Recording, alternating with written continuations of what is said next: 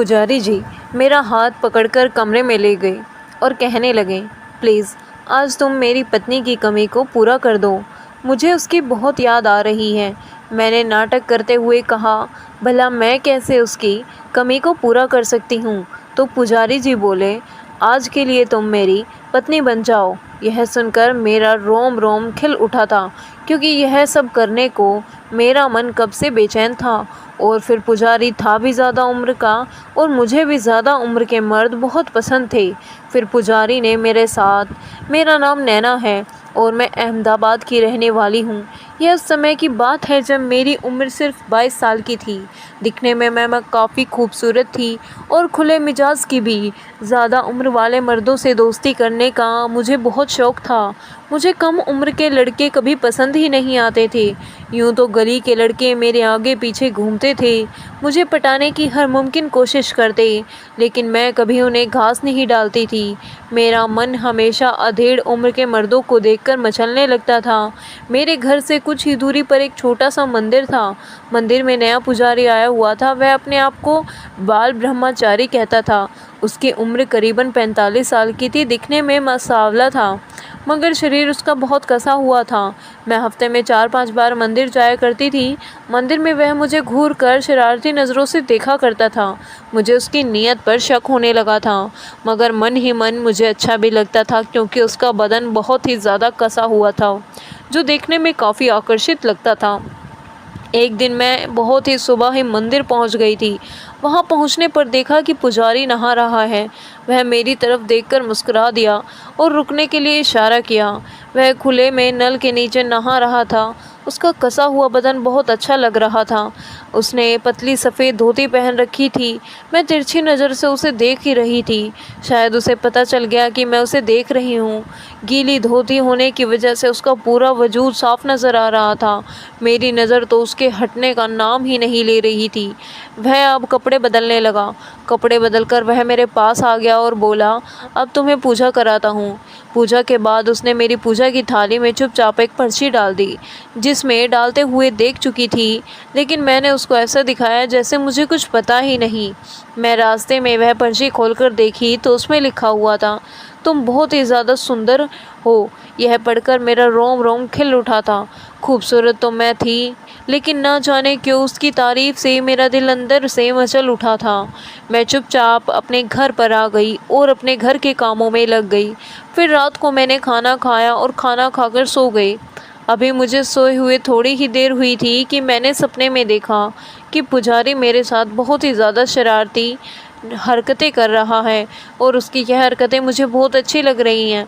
अचानक से मेरा सपना टूट गया और मैं इधर उधर देखकर मायूस हो गई।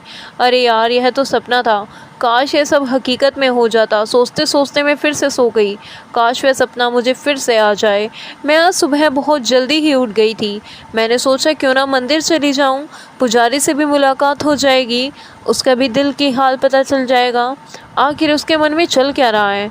मैं जल्दी से नहाई और तैयार होकर मंदिर चली गई। मैंने देखा पुजारी फिर से वही धोती पहनकर नहा रहा था। इस बार नहाते में उसने बहुत ज़्यादा देर लगाई थी और मुझे बैठने के लिए इशारा कर दिया।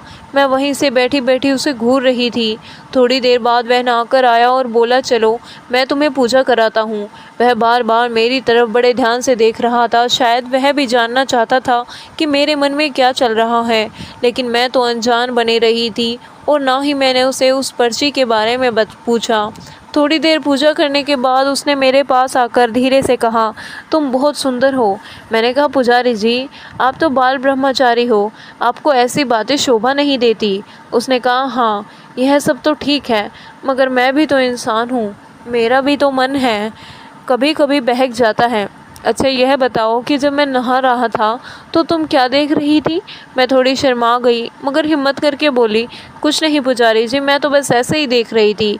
और कुछ नहीं पुजारी, मुस्कुरा कर बोला, और कुछ नहीं तो फिर बताओ मैं कैसा लगता हूँ।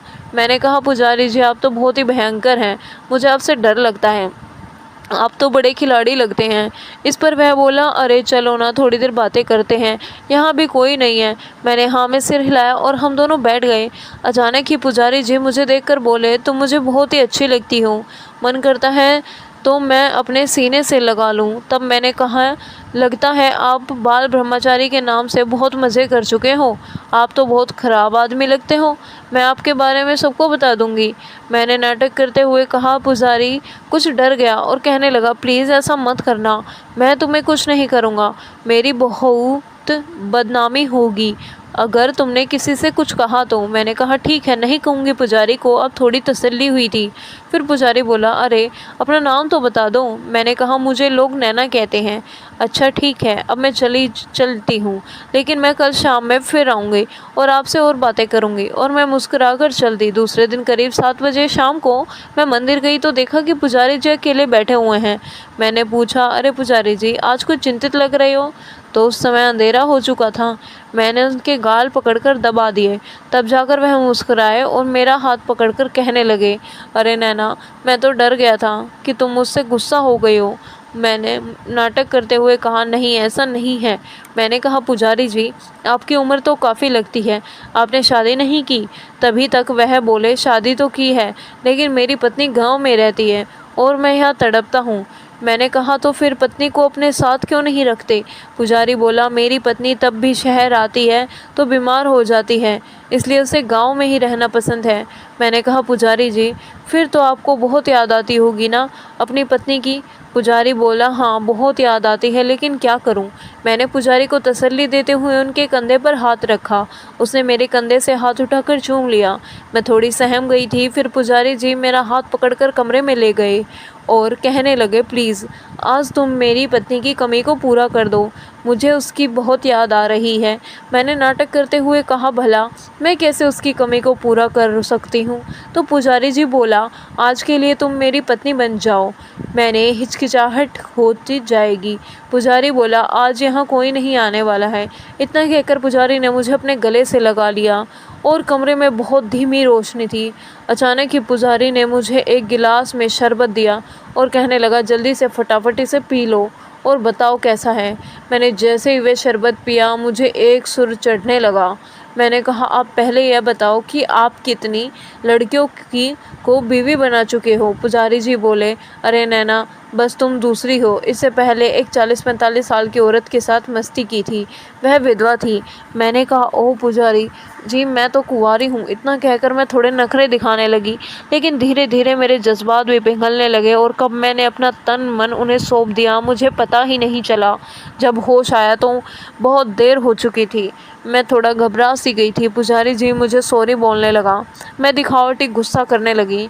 मैं घर जाने के लिए कहने लगी। पुजारी ने मुझे कुछ देर और रुकने के लिए कहा। बिना कुछ बोले मैं थोड़ी देर बैठी रही और झूठा गुस्सा दिखाती रही। वो बोला, तुम मुझे बहुत अच्छी लगती हो, तुम रोज़ मेरे पास आ जाया करो, मेरा भी दिल बहल जाएगा और तुम्हारा भी मनोरंजन हो जाएगा। मैंने हाँ में सिर हिलाया और उसके बाद मैं अपने घर आ गई। यह सिलसिला करीब 6 महीने तक चलता। उसके बाद मेरी शादी हो गई और मैं अपने ससुराल चली गई। फिर पुजारी से मेरी मुलाकात कभी नहीं हो पाई, क्योंकि मेरी शादी के बाद ही पुजारी भी वहाँ से अपनी पत्नी के पास गांव चला गया। तो दोस्तों, यह थी हमारी आज की कहानी आपको कैसी लगी हमें कमेंट करके ज़रूर बताएं। वीडियो अच्छी लगी हो तो लाइक करें, शेयर करें, सब्सक्राइब करें। धन्यवाद। मिलते हैं कल आपसे एक नई कहानी में।